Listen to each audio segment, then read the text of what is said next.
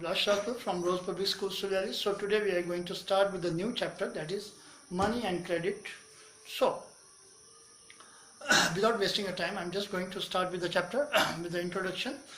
Basically money पैसा आप जानते हैं कि एक शुरू से एक ऐसा टर्म है जो कि हमारे अंदर बहुत सारी चीज़ों की एक बहुत इन्फेक्चुएशन, एक क्रश, हम एक बहुत जिज्ञासा वाला भरा शब्द है जो हमारे लाइफ में एक बहुत इम्पोर्टेंट रोल प्ले करता है और हमारी बहुत सारी इच्छाओं और बहुत सारी जो हमारी ज़रूरतें होती हैं उनको उनसे कहीं ना कहीं इसका संबंध जो है वो रिलेट हुआ होता है. तो money is in other word you can be say that the money is a very fascinating subject. ठीक है, बहुत फैसिनेट करता है स्टूडेंट्स को क्योंकि इसके बारे में पढ़ना, इसके बारे में जानना, इसकी इम्पोर्टेंस, इसका फॉर्म्स, इसका हिस्ट्री और इसका पुराना टाइम में किस तरह से इसका रोल था और आज के टाइम में क्या रोल है. तो आज अगर हम देखें तो आज के समय में आप जब थोड़ा सोचते होंगे कि अगर आपको कभी भी कोई आज पैसे की इतनी इम्पोर्टेंस है कि आपकी जेब में पैसा है तो आपको जब मर्जी कहीं भी यहाँ पे भी अगर आपको अपनी ज़रूरत पूरी करने की इच्छा जाहिर होती है तो आपको अगर कोई भी अपॉर्चुनिटी मिलती है जहाँ पे आपकी ज़रूरत पूरी हो सकती है तो वो चीज़ आप कैसे कर सकते हैं? पैसे के द्वारा. ठीक है, सपोज़ आप गर्मी में जा रहे हैं और आपको ठंडा पीने की चाहत हो रही है तो आप दुकान में जाएंगे, आप कोल्ड ड्रिंक बोलेंगे माउंटेन ड्यू की एक बोतल दीजिए जी, ठीक है, और आप गड़गड़ करके पी जाएंगे. लेकिन वो तभी पॉसिबल जब आपकी जेब में उसके लिए पैसे भी होंगे. ठीक है, तो मनी इस तरह से अब आपको एक आज के टाइम में मनी जो है that has played a role of transactions specially in arranging goods and services that might be fulfilled your lot of requirements, your needs and all that sort of things.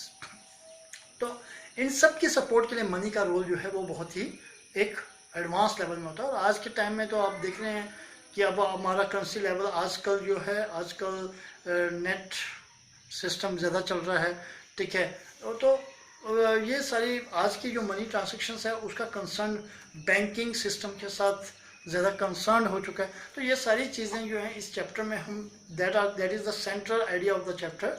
ठीक है, लेकिन उससे पहले मैं आपको सिर्फ मनी, पैसे का एक ब्रीफली आपको उसकी एक इंट्रोडक्शंस देना चाह रहा हूँ. आज पुराने टाइम में ऐसा नहीं है कि आज ही हमारे लिए अपनी ज़रूरतों की ट्रांजैक्शंस के लिए पैसे को हम इस्तेमाल कर रहे हैं.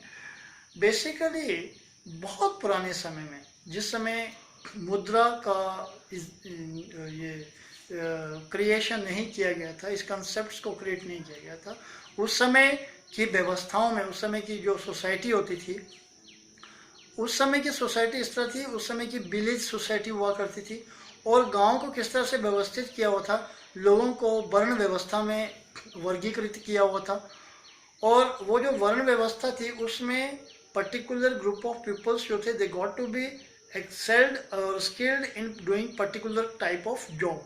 ठीक है, जैसे लकड़ी बनाने वाला, लकड़ी का काम करने वाला जो था वो अलग थे, लोहे का काम करने वाले अलग थे, गहनों का काम करने वाले अलग थे, मिट्टी के बर्तन बनाने वाला अलग था, खेत में काम करने वाला व्यक्ति जो है वो अलग थे. ना अब इसमें क्या चीज़ थी कि ये सभी लोग जो हैं they were completely skillful especially in executing their own prescribed task. ये लोग अपने अपने कार्यों में ही दक्ष थे. अब उस समय क्या था? उस समय ये था कि transactions of goods and services जो थी, जो ट्रांसैक्शन जो आज हम पैसे के ज़रिए वो कर रहे हैं, फुलफिल करते हैं, उस समय जो transaction of goods and services हुआ करती थी they were basically relied upon the double coincidence of wants. ठीक है, डबल कोइंसिडेंस ऑफ वांट्स क्या था? जैसे सपोज करो मैं किसान हूँ, मैं हल जोत रहा हूँ, यानी कि मेरा काम है, अब मैं तो हल जोतूँगा, मतलब मेरा काम है अनाज पैदा करना, मुझे वही काम आता है. अब अनाज की प्रक्रिया में 5 से 6 महीने लग जाते हैं. जब अनाज होगा तो मुझे अनाज को स्टोर करने के लिए बर्तन भी चाहिए, मतलब उस समय के हिसाब से. ठीक है, मैं आज के समय की बात नहीं बोल रहा हूँ, मैं आज से बहुत पुराने, मतलब एंशिएंट इंडियन सोसाइटी की बात कर रहा हूँ कि उस समय का जो transaction of goods and services था, उस समय मीडियम ऑफ एक्सचेंज कैसे होता था। तो उस समय क्या था, तो जो किसान है उसको स्टोर करने के लिए उसे भी बर्तन चाहिए, तो वो किसके ऊपर डिपेंड होगा। जब फसल होगी तो उसको, किसान को, तो वो किसके पास जाएगा। अब उसे तो बर्तन बनाना नहीं आता है, उसे तो उस चीज़ को स्टोर करने के लिए जो चीज़ें चाहिए वो नहीं आती, तो वो उस व्यक्ति के पास दौड़ेगा जो कि उस काम में स्किल है। वो उससे मिट्टी के बर्तन लेगा या कुछ भी लेगा स्टोर करने के लिए, अपना अनाज स्टोर करने के लिए। अब यहाँ पर किसान को क्या हुआ, उसको वांट, उसकी ज़रूरत क्रिएट हुई, तो वो किसके पास किया, बर्तन बनाने वाले के पास किया। अब उससे बर्तन ले आया, उसने रख लिया। अब ऐसा भी नहीं है कि वो अनाज के लिए उसी दिन जाएगा जिस दिन वो अनाज निकालेगा, यानी कि उसने पहले से ही उसके पास लेकर आ गया और उसको बोलेगा कि ठीक है, तूने मुझे इतना बड़ा बर्तन दिया, इसके बदले में मैं तुझे इतना अनाज दूंगा। सिमिलरली अब जब वो हल चला रहा है तो उसके जो हल के औजार हैं, उसकी जो खेती बाड़ी करने के औजार हैं, वो अगर ख़राब हो जाते हैं तो वो किसके पास जाएगा, जो लोहे का काम कर रहा है, जो औजार बनाने का काम करता है। ठीक है, तो इसलिए इस तरह से क्या होगा, जब वो अनाज निकालेगा 6 महीने के बाद, तो वो लोहे का काम करने वाला भी, वो मिट्टी के बर्तन वाला भी, वो उस किसान के घर में आएंगे और वो जो भी पूरे साल भर की जो भी उन्होंने आपस में एक्सचेंज किया होगा, सामान खरीदा होगा, वो उसके हिसाब से वो अनाज उससे लेके जाएंगे।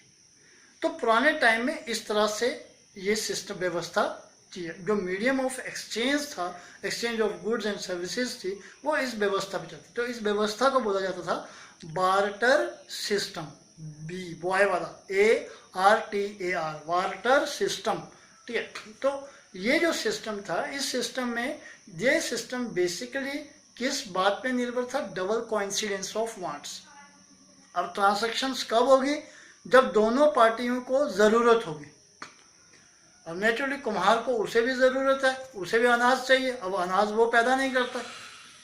ठीक है, तो 6 महीने के जब होगा तो वो 6 महीने के लिए इस तरह से उसने पता नहीं कितने किसानों को बर्तन दिए होंगे, तो वो इस तरह से उन सभी से अनाज कलेक्ट करके वो अपना खर्चा चलाएंगे, अपने घर की रसोई वगैरह को मेंटेन करते।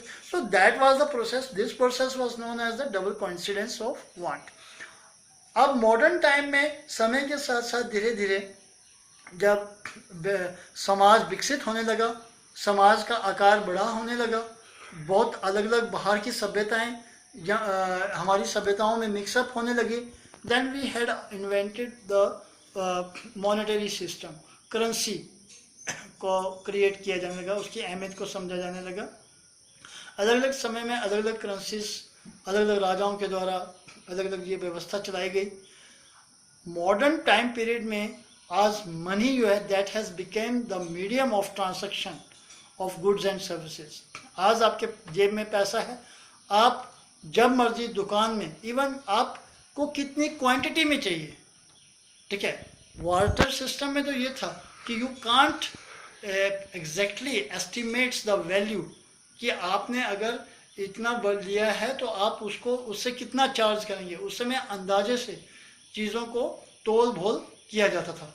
लेकिन आज के टाइम में एट प्रेजेंट सिस्टम में आपको जितनी रिक्वायरमेंट है, अगर आपके घर में कोई अचानक अगर कोई गेस्ट आ जाता है और अगर आपको सिर्फ कोई चीज़ 50 ग्राम ही चाहिए, तो आप दुकान में जाएंगे, 50 ग्राम उतने ही पैसे देंगे, वो 50 ग्राम ही आपको आप लेकर आएंगे और उसको उस अपने गेस्ट के लिए जो भी प्रिपेयर कर रहे हैं वो कर सकेंगे। 50 ग्राम 100 ग्राम जो भी, ठीक है, या एक पैकेट किसी भी चीज़ का, एक पैकेट 2 पैकेट जितना भी चाहिए।